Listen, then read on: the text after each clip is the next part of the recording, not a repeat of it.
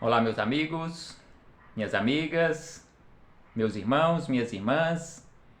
É com imensa satisfação que aqui nos encontramos mais uma vez para mais um momento de estudo, mais um momento de reflexões acerca do Evangelho do Cristo, à luz da doutrina espírita. E por isso, mais uma vez agradecemos. Agradecemos a Deus em especial e acima de tudo pela dádiva da vida, este patrimônio maior que o Senhor nos concedeu para a nossa administração. A vida, este patrimônio inestimável que o Senhor nos concedeu pela eternidade, porque temos a vida do ser imortal que o Senhor nos concedeu desde a criação. Por isso, é preciso que agradeçamos a Deus por mais esta existência no corpo físico, mais um instrumento que o Senhor nos concedeu para trabalharmos a nossa melhoria. Agradeçamos a Jesus, nosso Mestre e Senhor, guia e modelo para toda a humanidade, por estes ensinamentos maravilhosos que ele nos deixou de forma exemplificada, conforme nós encontramos em seus evangelhos de amor. Jesus, guia e modelo para toda a humanidade. Agradeçamos também aos espíritos amigos pelo amparo, pela proteção, pela assistência que sempre tem nos dado ao longo da nossa trajetória.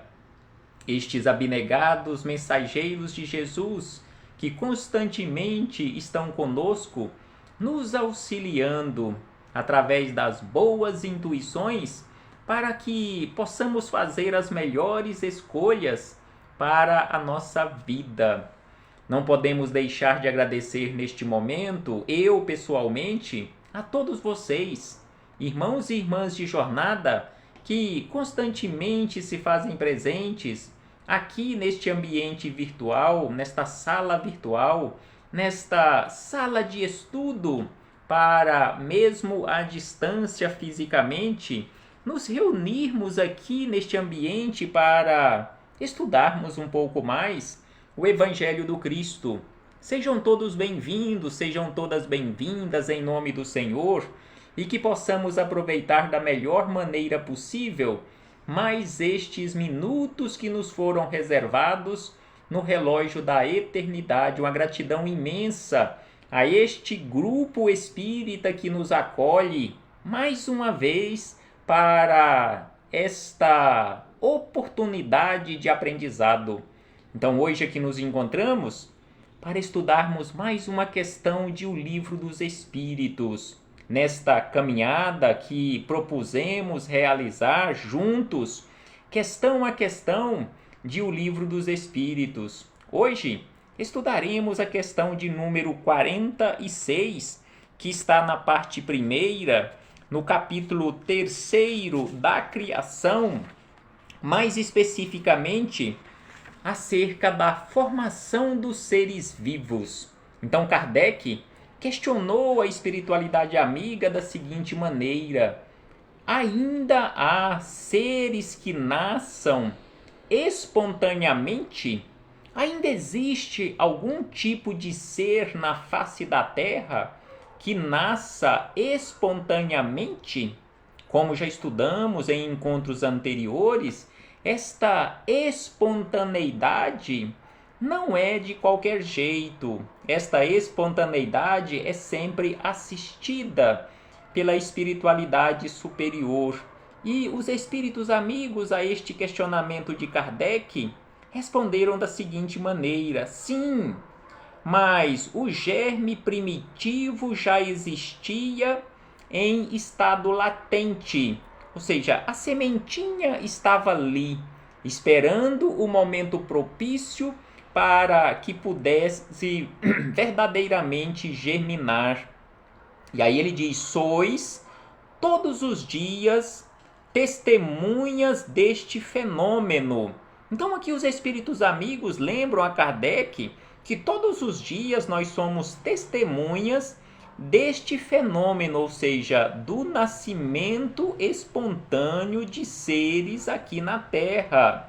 E aí eles dizem, os tecidos do corpo humano e dos animais não encerram os germes de uma multidão de vermes que só esperam para desabrochar a fermentação pútrida que lhes é necessária à existência?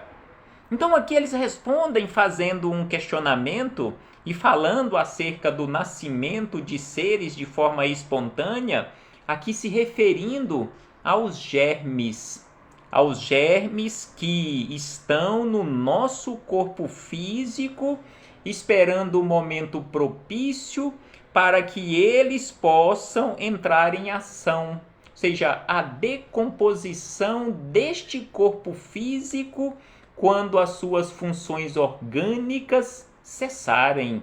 E aí eles fazem este questionamento.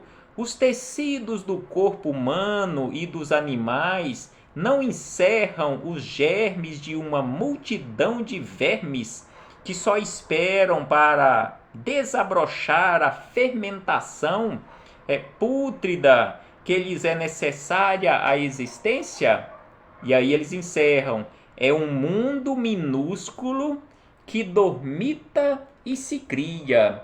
Então, o nosso corpo físico é este mundo em miniatura, este universo em miniatura que encerra esta quantidade enorme de germes, uma multidão de vermes que esperam apenas o momento propício para que possam entrar em ação. Então, quando cessarem as funções orgânicas do nosso corpo físico, eles estão ali para entrarem em ação. Então, aqui os espíritos amigos fizeram esta observação na forma de resposta ao questionamento de Kardec e buscamos em filosofia espírita do espírito Miramês, no capítulo 46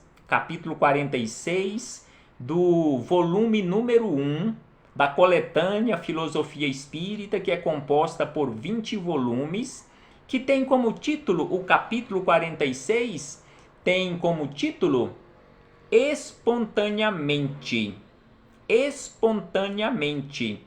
Então Miramês começa nos esclarecendo, ampliando os esclarecimentos da questão número 46, da seguinte maneira, que a espontaneidade a que necessariamente devemos nos referir é a de formação de animais mais evoluídos e não a de surgimento de bactérias. Já nos encontramos em um mundo capaz de gerar pela espécie, dada a idade do planeta na escala dos mundos. Então aqui Miramês começa nos falando que é importante nós nos preocuparmos e nos referirmos à formação de seres ou animais mais evoluídos que não acontece mais na face da Terra, porque existem as espécies para isto. Aqui ele não está se referindo, conforme a espiritualidade respondeu a Kardec e a todos nós, às bactérias. E aí ele acrescenta, já nos encontramos em um mundo capaz de gerar pela espécie. A geração espontânea é induzida. A geração espontânea é induzida e isto aconteceu de uma forma mais ampla no início da formação dos seres vivos aqui na Terra, como já vimos em estudos anteriores. Então ele fala aqui, ele lembra que a geração espontânea é induzida por forças espirituais, ou seja, os benfeitores da espiritualidade maior trabalham no seio bendito da matéria para que esta alcance maiores valores e abra as comportas de forças ativas para estimular outros campos de vida, dentro da vida natural. E aí ele lembra: sejamos estudiosos. Miramês aqui nos convida ao estudo constante, conforme estamos fazendo aqui neste momento. Sejamos estudiosos, mesmo que não sejamos tão estudiosos, mas sejamos pelo menos curiosos em buscarmos constantemente aprendermos um pouco mais. E aí ele diz: não percamos tempo, porque o tempo é altamente precioso. Não percamos tempo, ou não desperdicemos o nosso tempo, porque as oportunidades são poucas e difíceis no campo do aprendizado. Então, Miramês nos chama a atenção para não perdermos tempo, não desperdiçarmos o tempo, porque as oportunidades são poucas e difíceis no campo do aprendizado. Tudo o que nos resta, tudo o que resta depende de nós, porque Deus já fez a parte dele e sempre nos ajuda a empenhar na nossa. Então aqui Miramês nos chama a atenção que Deus já fez a parte dele. O que nos resta agora é fazermos a nossa parte, e que Deus continua constantemente e continuará constantemente a nos ajudar para que nos empenhemos verdadeiramente na realização da tarefa ou de todas as tarefas que nos compete aqui na terra e nos planos espirituais. E aí ele questiona: como cruzar os braços?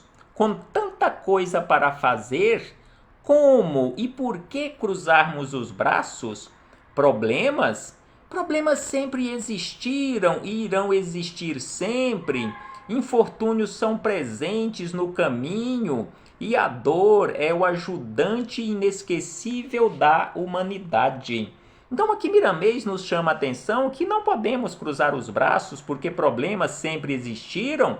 Infortúnios são presentes no nosso caminho, bem como a dor é aquele ajudante inesquecível da humanidade terráquea. E ele diz: o nosso dever é lutar com todas as forças, sem esquecer a fé que estimula o trabalho no bem. Então aqui ele nos chama a atenção que o nosso dever é nos esforçarmos constantemente, é lutar com todas as forças, sem nos esquecer a fé que estimula o trabalho no bem.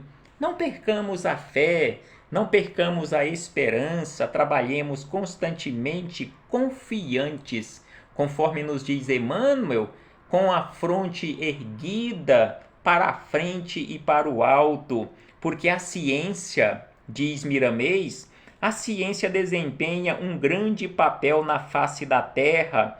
O progresso que a ciência nos ajuda a realizar, de certa forma, assenta-se nela, ou seja, na ciência, porque o saber, notadamente, é comandado pelos espíritos superiores que Jesus colocou em várias divisões científicas. Então aqui Miramês nos lembra que a ciência desempenha um grande papel na face da Terra e o progresso, de certa forma, assenta-se na ciência, que os espíritos amigos estão espalhados por todos os campos, por todos os ambientes da Terra, em várias divisões científicas, e que foi Jesus quem os colocou nestas várias e variadas divisões científicas. E aí Miramês nos lembra acerca da ciência do futuro. Ele nos diz da seguinte maneira, que a ciência do futuro, nos campos que deve progredir, entrelaçar-se-á com a religião.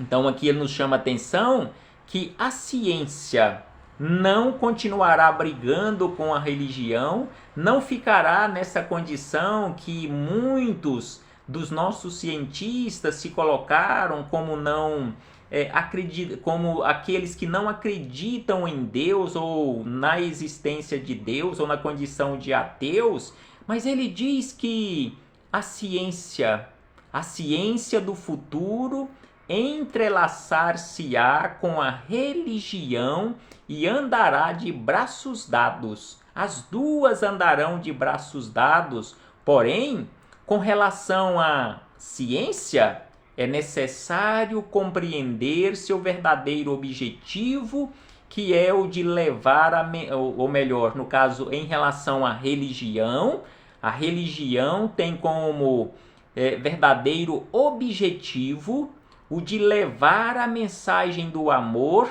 por onde passar.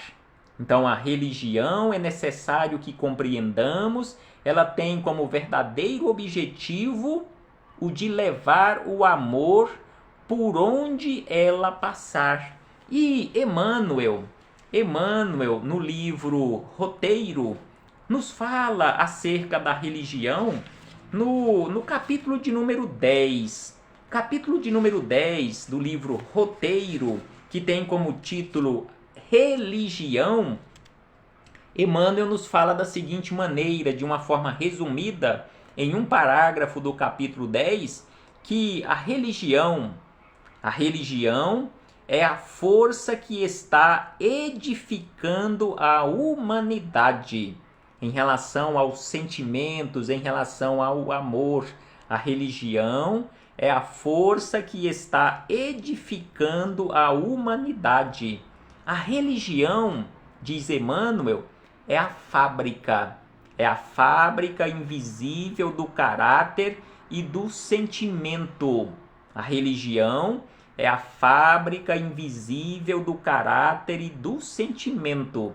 E aí Emmanuel nos fala também neste capítulo número 10 do livro Roteiro, sobre a ciência, sobre a filosofia e sobre a religião. Ele nos fala da seguinte maneira, que a ciência construirá para o homem o clima do conforto e enriquecê-lo-á com os brasões da cultura superior.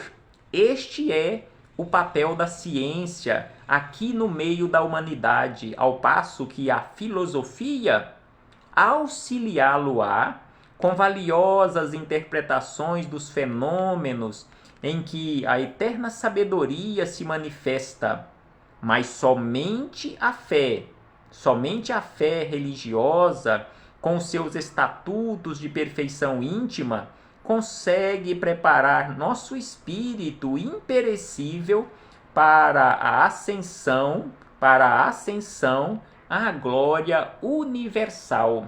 Então, ciência, filosofia e religião, este tripé sobre o qual está apoiado a doutrina espírita, sem sombra de dúvida, cada uma, a ciência tem o seu papel, neste caso, a ciência nos trazendo os brasões da cultura superior, a filosofia, estas valiosas interpretações dos fenômenos em que a eterna sabedoria se manifesta, e a religião nos trazendo estes estatutos de perfeição íntima para que possamos verdadeiramente nos iluminarmos na condição de seres imortais. Então fechamos este parêntese com Emmanuel acerca de religião, para voltarmos a Miramês, quando ele continua nos dizendo acerca de espontaneidade, acerca da espontaneidade de geração de seres aqui na Terra. Mas só que Miramês nos fala que não devemos nos preocupar com esta espontaneidade mais, acerca das gerações de seres aqui na Terra, que a nossa preocupação maior e primeira deverá ser a seguinte: a espontaneidade pela qual deveremos nos interessar, portanto, é aquela que nasce nos sentimentos e que se relaciona com os valores correspondentes à fraternidade universal. Então aqui ele nos chama a atenção que esta espontaneidade no caso, nascer os sentimentos no nosso interior, que devemos verdadeiramente nos preocupar em relação à fraternidade universal, em relação à educação das criaturas, em relação ao aprimoramento da alma, em tudo que tange a elevação espiritual. Isto deve ser espontâneo, isto deverá ser espontâneo. Da mesma forma, ele nos diz que a humanidade caminha sempre para a frente. Não há retrocesso nas leis estabelecidas por Deus. Há diversidade dos caminhos que escolhemos, porém todos eles, ou seja, todos os caminhos, nos levam igualmente à perfeição espiritual. São diversos os caminhos, mas todos esses caminhos levam para o mesmo ponto, que é a perfeição espiritual, e a humanidade está caminhando sempre para frente. E ainda ele diz que o tempo cada vez mais vai desaparecendo na pauta das nossas cogitações, e o espaço perde a sua existência, cedendo lugar a outras modalidades de vida, com a sequência evolutiva dos espíritos. Ser espontâneo, diz Miramês, sejamos espontâneos, nos conclama Miramês, juntamente com a espiritualidade maior, sejamos espontâneos para realizar a caridade. Esta espontaneidade, sem sombra de dúvida, é a mais importante para todos nós, é aquela que devemos mais nos preocupar. Sejamos espontâneos na realização da caridade, nas divisões que nos compete enriquecer, mas devemos nos interessar mais pela caridade conosco mesmos. E aí ele diz: se parares para pensar um pouco, para fazer um autoexame em tua vida, perceberás o quanto tens a fazer na correção de ti mesmo, e é o que deve ser feito. Então aqui Miramês nos faz uma observação tão importante, que se nós pararmos para pensar um pouco, para fazermos um autoexame em nossa vida, nós iremos perceber o quanto temos a fazer na correção de nós mesmos, não na correção dos outros, porque a correção dos outros compete aos outros, a correção minha, a correção sua, compete a nós, a cada um de nós, sem sombra de dúvida, e é o que nós devemos fazer. O que vier a mais serão consequências desse trabalho de luz. E aí, prestemos atenção nesta observação de Miramês, neste esclarecimento. Onde estão os nossos maiores inimigos? Será onde eles estão? Com certeza, eles não estão longe, eles não estão distantes de nós. E Miramês nos esclarece sabiamente da seguinte maneira, que os maiores inimigos nossos, os maiores inimigos que nos perseguem, não estão fora, mas estão dentro de nós, dominando talvez os nossos sentimentos. Então, os nossos maiores inimigos chamam-se orgulho, vaidade, arrogância, prepotência e assim sucessivamente. Então, os nossos maiores inimigos, aqueles que precisamos trabalhar constantemente combatendo-os, não estão longe, estão dentro de nós. E precisamos trabalhar muito, porque os acontecimentos exteriores apenas despertam o que moram no nosso coração. Então, os acontecimentos, conforme ele nos diz, os acontecimentos exteriores apenas despertam o que mora no íntimo do nosso coração. Então, quando um acontecimento, ou seja, quando uma ocorrência nos deixa furiosos, nos deixam nervosos, às vezes até no estado de selvageria, Não foi aquele acontecimento exterior o culpado, mas ele apenas despertou aquilo que nós trazemos dentro de nós. Então é por isso que ele diz que os acontecimentos exteriores apenas despertam aquilo que carregamos no nosso íntimo. E aí ele diz que o valente é aquele que teme a si mesmo, mas sempre tem coragem para lutar contra as próprias imperfeições e vencê-las.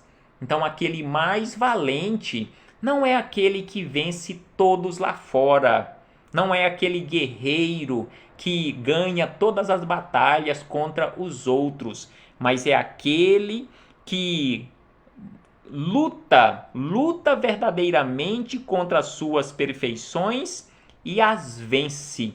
Este é verdadeiramente valente. E aí ele diz: não deves abandonar as corrigendas, porque o campo de aperfeiçoamento é muito grande.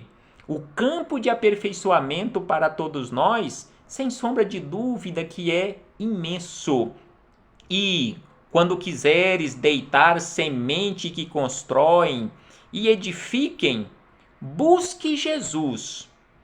Então, quando quisermos realmente realizar o trabalho de semeadura, o trabalho de edificação, busquemos Jesus, recorramos ao imenso celeiro que é o seu evangelho de amor, porque sem sombra de dúvida, a nossa paz depende de nós, de nossa parte que está por fazer.